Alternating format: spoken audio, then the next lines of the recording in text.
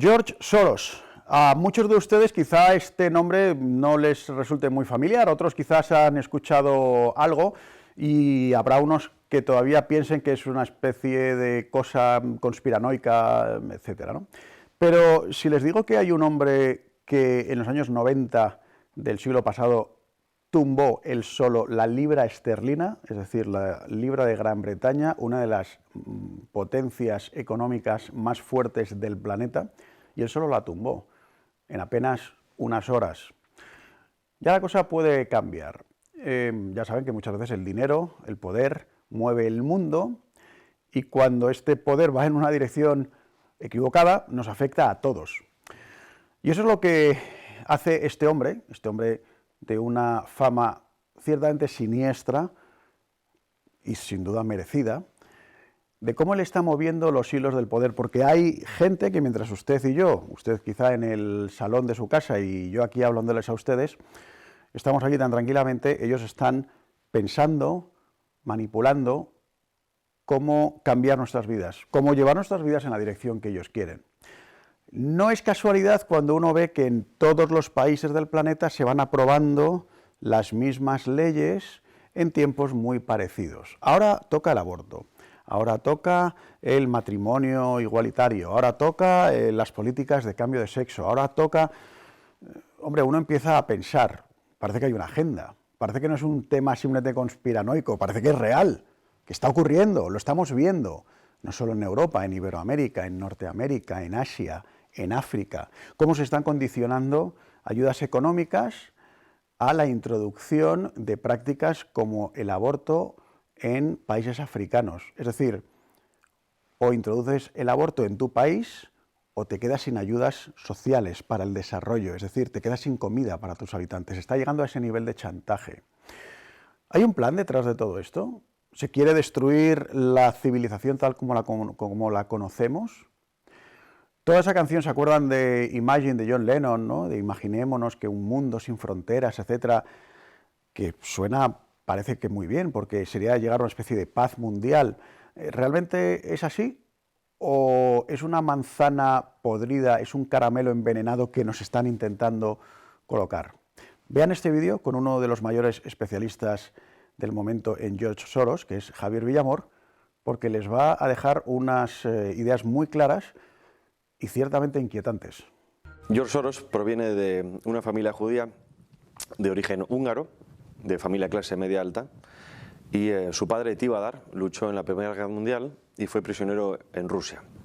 Cuando volvió al hogar, inició varios negocios y de su relación con su mujer, Edberet, nacieron tanto George como Paul, su hermano mayor. George Soros desde pequeñito tenía una mente muy viva. A mí es cierto que me ha llamado mucho la atención estudiando su figura, cómo era el típico niño avispado, con mucho talento, capaz de sacarse las castañas del fuego por sí mismo. Y eso es cierto que también se ha traducido años después en el mundo de los negocios. Vivió la invasión alemana de Hungría para evitar que cayera dentro de la esfera de influencia soviética, como pasó con Rumanía, y colaboró en ese momento con los alemanes. Su padre, viendo los auges de los fascismos, o del fascismo y del nacionalsocialismo, intentó que la identidad de la familia cambiara para evitar que fueran reconocidos como judíos. Ahí fue donde cambió su nombre original, que era Georgi Schwartz, se cambió por George Soros.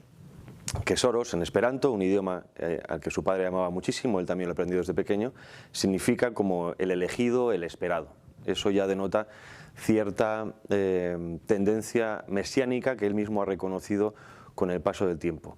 Él, aunque ahora me adelante un poquito en el tiempo, siempre se ha declarado como un mesías, en ese sentido de que cree que sus ideas tienen que aplicarse porque van a llevar a buen puerto a la humanidad.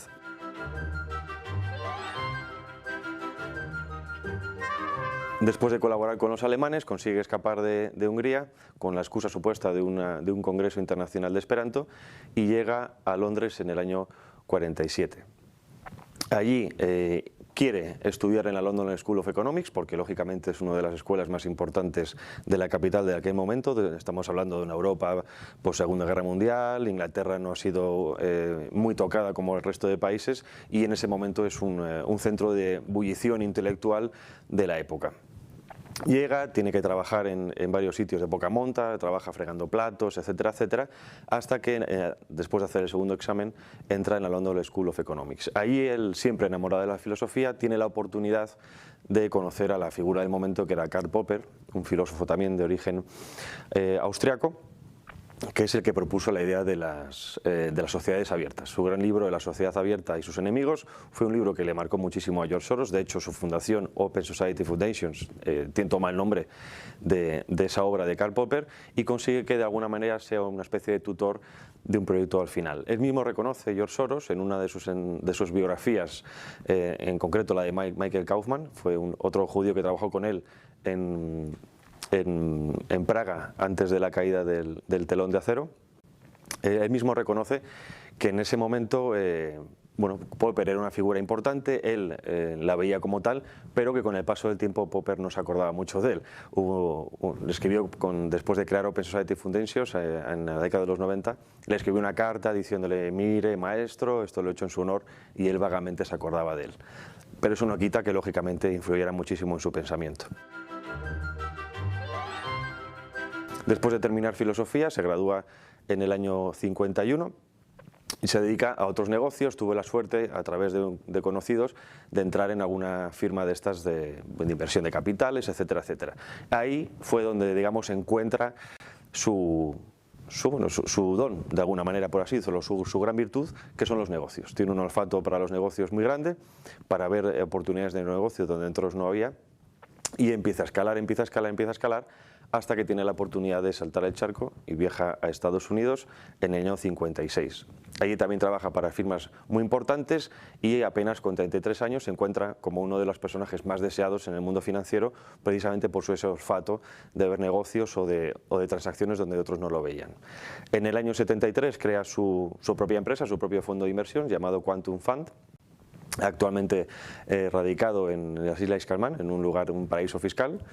Y digamos que de ahí salta al estrellato. De ahí es donde se forma, digamos, la actual personalidad de George Soros, ese lobo feroz financiero que pasa por encima de todo con tal de conseguir más y más dinero, ¿no? Obviamente es un especulador, a pesar de que hoy en día a muchos especuladores se le ponga como ejemplos de hombres de negocios. No hay que olvidar que especular significa jugar con el valor de las cosas, tumbar otras cosas, alzar en otras, ¿no?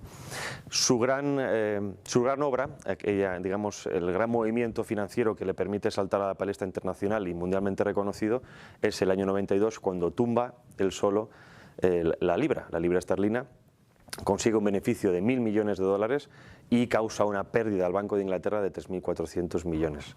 Estamos hablando de que obviamente una persona es capaz sola de tumbar un banco central.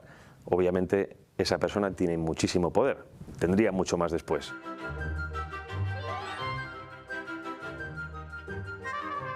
Que muchas veces le han preguntado por qué hizo eso. Obviamente, por un lado está el interés económico, pero por otro lado viene la justificación, que es por lo que creó después todo este entramado de fundaciones. Él mismo necesitaba un acto puntual, una explosión que permitiera que la gente le escuchara, una plataforma, un altavoz para sus ideas. Y ahí lo consigue tumbando la libra esterlina. Entonces la gente empieza a preguntarse quién es este hombre, quién es George Soros, quién es este multimillonario de que todo el mundo habla pero que nadie conoce. Y pues empieza a conocer, empieza a manejar, obviamente, muchísimos contactos a grandes niveles, empieza a reunirse con presidentes. Estamos hablando de la época, por ejemplo, de Boris Yeltsin, pues la reconstrucción de la Unión Soviética, la nueva Rusia, obviamente un sinfín de mercados, de grandes oportunidades que él no iba a dejar escapar. Digamos, con su obra, con su Open Society Foundations, realmente lo que él quiere, tomando la idea de Karl Popper de sociedad abierta, es crear un mundo globalizado en el que no existan las naciones propiamente dichas como las entendemos hoy en día, con naciones culturalmente homogéneas, fronteras, etcétera, etcétera, que permita tanto el tránsito completamente libre de las personas como los capitales, especialmente lo segundo.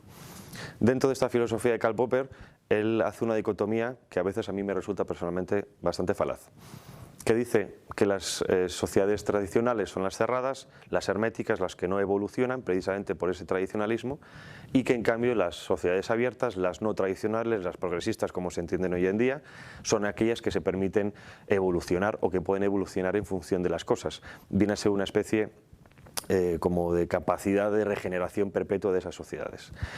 En esta dicotomía obviamente pone al mundo que todo el mundo conoce, el mundo que hemos nacido muchísima gente antes del siglo XXI, y en el otro polo, en las sociedades abiertas, es su proyección de lo que debe ser el mundo, que es un poco donde nos está llevando hoy en día todas estas entidades supranacionales, como por ejemplo Naciones Unidas, la Unión Europea, etcétera, etcétera. Una sociedad multicultural en la que no exista una capacidad de conectar con nuestras raíces. Obviamente cuando a la población la extraes de esas raíces, rompes ese tradicionalismo, la gente no sabe dónde está, no sabe dónde viene, no sabe dónde va, que entró un poco con la teoría que Zygmunt Bauman, el pensador también de origen polaco, explicó en su libro de la modernidad líquida. Vivimos una época de tantos cambios, tan rápidos, tan sucesivos, que no permiten que los cambios se solidifiquen, que realmente se sustenten sobre pilares que permita a la sociedad adaptarlos de una manera como hacían antaño. Los cambios eran mucho más graduales, hoy son mucho más rápidos. George Soros entronca con este tipo de ideas y es por lo que trabaja. Open Society Foundations trabaja exclusivamente con ese objetivo. Crear sociedades abiertas, lo que él llama abiertas, obviamente eso es su visión, basados en la democracia, que aquí es donde viene también la gran falacia o el gran insulto a esa palabra, ¿no? Obviamente se define como democrático, se define como un defensor de la democracia global, pero habría que preguntarse qué es una democracia global, quién ha votado esa democracia global y si puede haber democracia en el mismo lugar en el que está su fundación y que utiliza para financiar movimientos subversivos contra el orden establecido. Recordemos a modo general que su forma de actuar es a través de sus fundaciones crear movimientos sociales conflictivos que generen una situación concreta para que él después pueda tener un beneficio. Esto es un especulador. Necesitas generar caos para tener un beneficio. Ordo ab caos, que se dice en latín, y es un poco lo que utiliza toda la élite. Generan conflictos sociales, atomizan a la sociedad para tener un rédito político y sobre todo económico, que es el que a él le interesa. Open Society, en inglés, o sociedad abierta, esconde la gran falacia de estos argumentos. Una sociedad abierta es una sociedad que supuestamente está abierta a todo tipo de personas, todo tipo de pensamientos, lo cual eso es positivo. El problema es que cuando esto se lleva a la práctica difiere mucho de la teoría. Lo digo porque este hombre aplica o quiere llegar a esa sociedad abierta, lo que no dice es qué tipo de sociedad quiere, porque al fin y al cabo toda esta gente tiene un proyecto muy cerrado de lo que quieren ser las cosas y trabajan también para callar a la oposición. Recordemos que muchos de estos movimientos que él financia, por ejemplo, movimientos abortistas, movimientos progresistas, entre comillas, aperturas, o por ejemplo también en Colombia con todo el tema del proceso de paz, lo que hace es proyectar una visión muy concreta de una sociedad en la que realmente está diciendo que los que son disidentes están fuera de esa sociedad.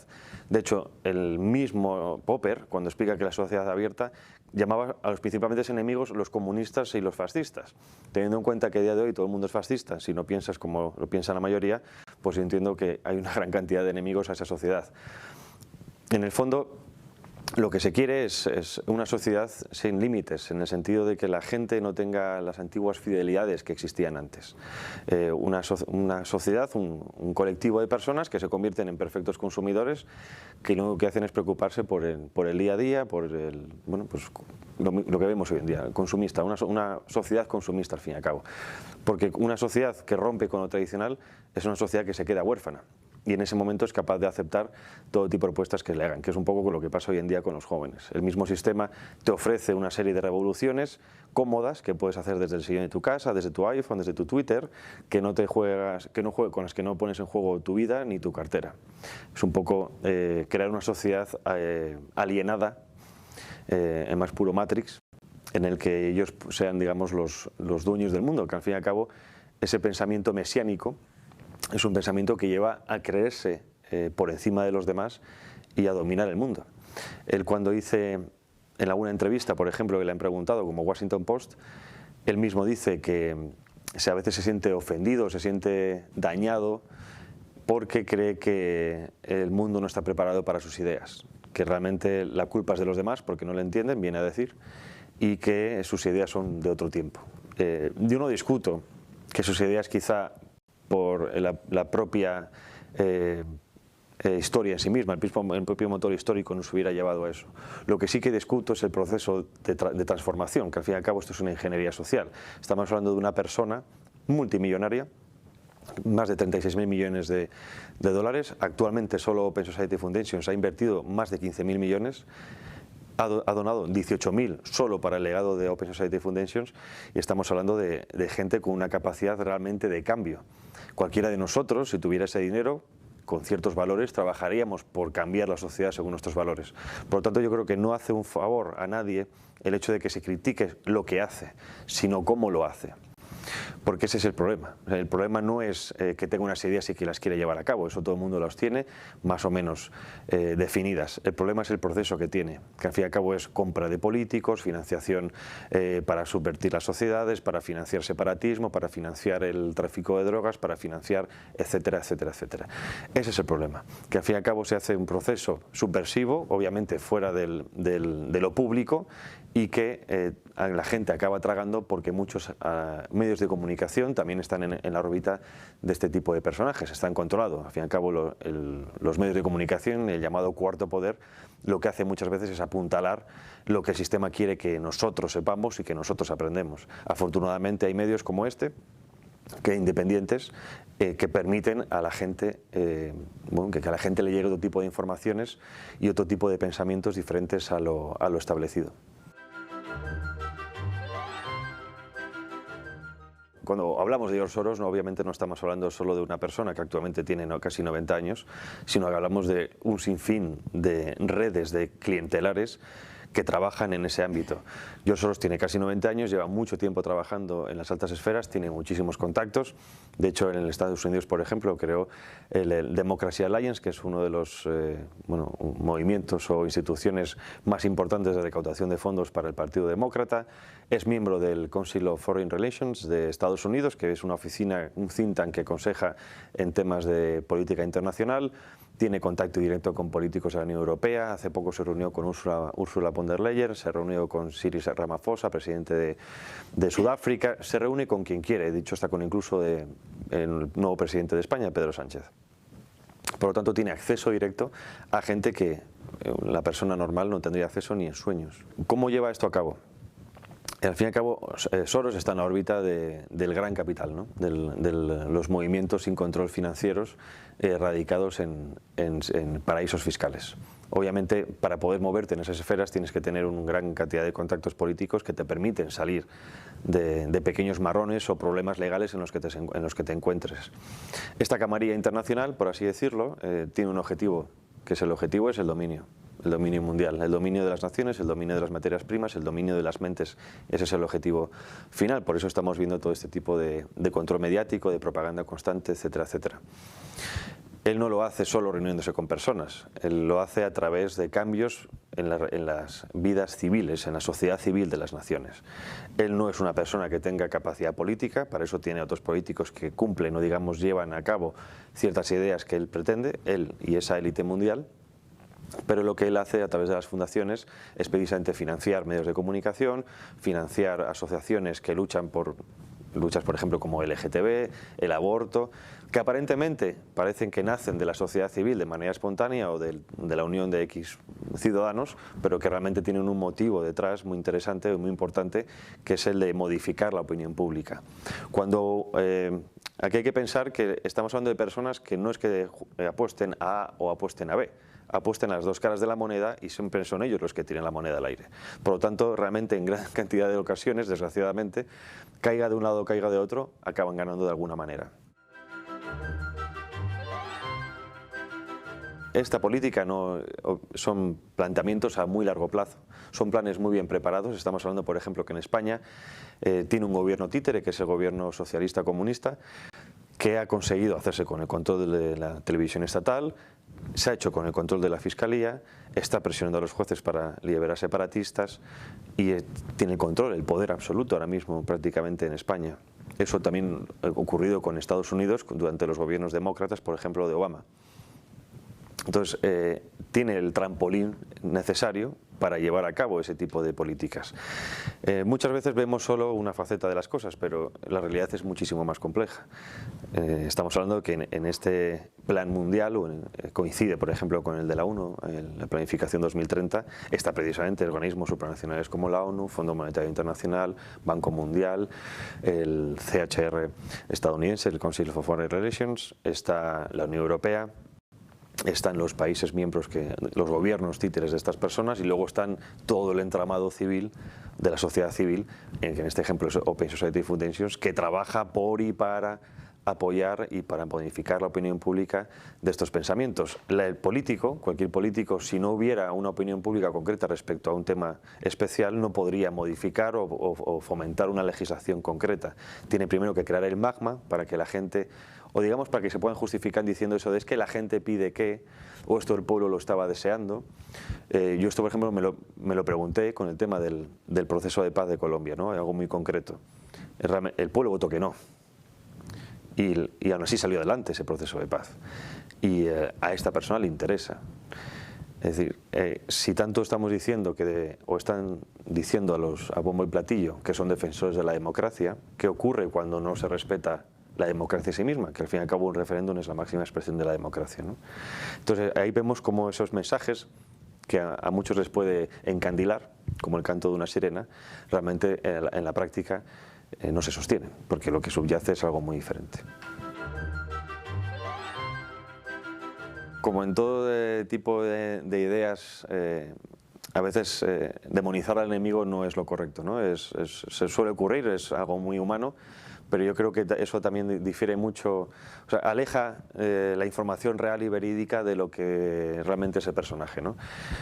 Yo a George Soros no le veo como un demonio, o sea, no creo que llegara a esos extremos. Es una persona como cualquiera de nosotros, tiene sus filias, tiene sus fobias, tiene sus puntos fuertes, tiene sus puntos débiles.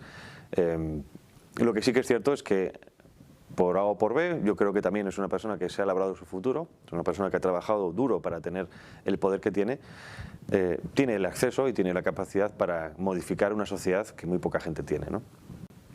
Por lo tanto, yo no caería en demonizar ni en decir que es el mal personificado. Es cierto que para muchos lo es, pero también la gente opuesta a su gente también es el demonio, ¿no? Es decir, al fin y al cabo esto es una batalla de ideas, que es lo que hay que dar. Y él se atrevió a darla. Y yo algo que aprecio y que no se me malentienda de George Soros es que a pesar de la riqueza que tiene, a pesar de que podría haberse dedicado a vivir la vida de una Bartola, a vivir a la Bartola,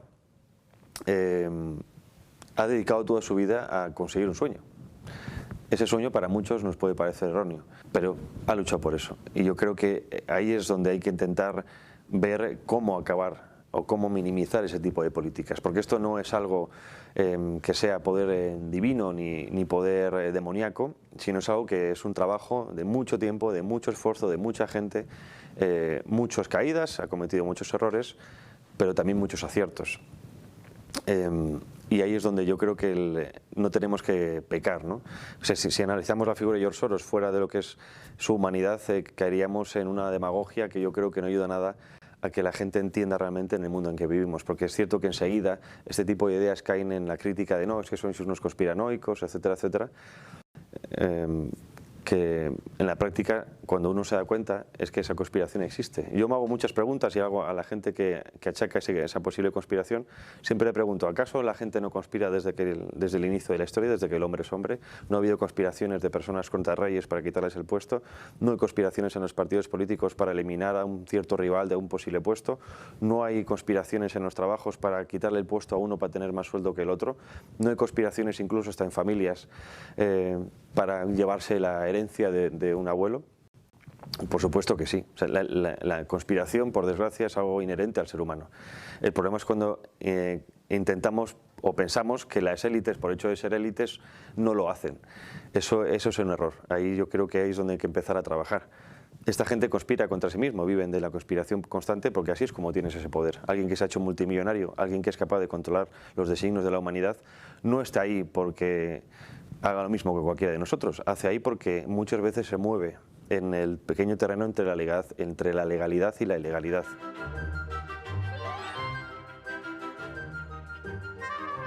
George Soros lleva financiando a través de Open Society Foundations muchas de las actividades o movimientos subversivos en Occidente, ocurridos principalmente desde antes de la caída del telón de acero de la Unión Soviética y posterior.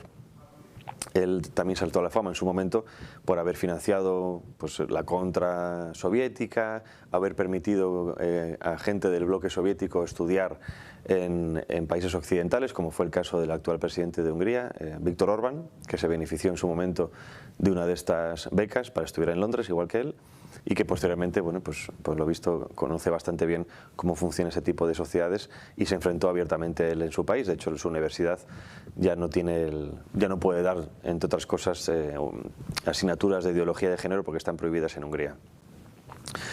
Él ha participado, bueno, cuando digo él, hablo del entramado de Open Society Foundations, ha participado de movimientos LGTB, movimientos feministas, en las revoluciones de color de Oriente Medio, en un sinfín de movimientos que a priori, según los medios de comunicación, parecían fortuitos, pero que en el fondo no lo son, son estrategia. Reconocido, por ejemplo, su influencia en Georgia, hace unos años, con el levantamiento contra Rusia.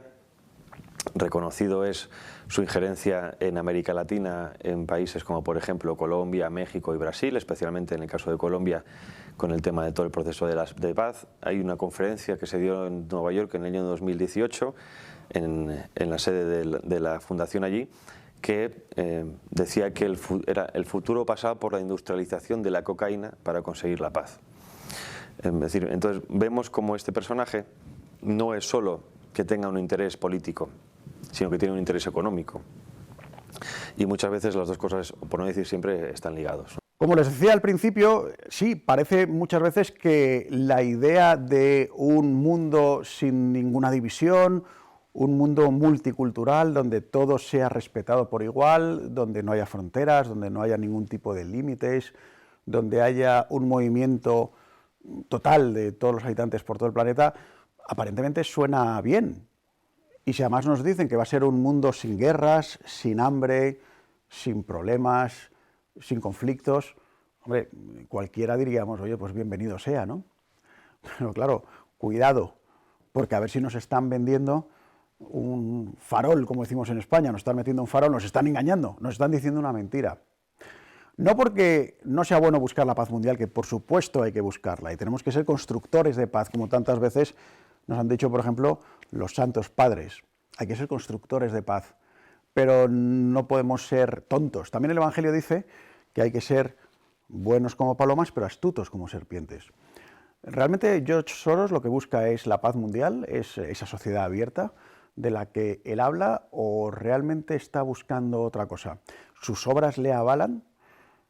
Ya vemos que no, que muchas veces lo que están buscando es un poder mundial. Cuando uno ve los objetivos de todo este tipo de personas, ellos te dicen abiertamente, por ejemplo, que en el planeta sobran habitantes.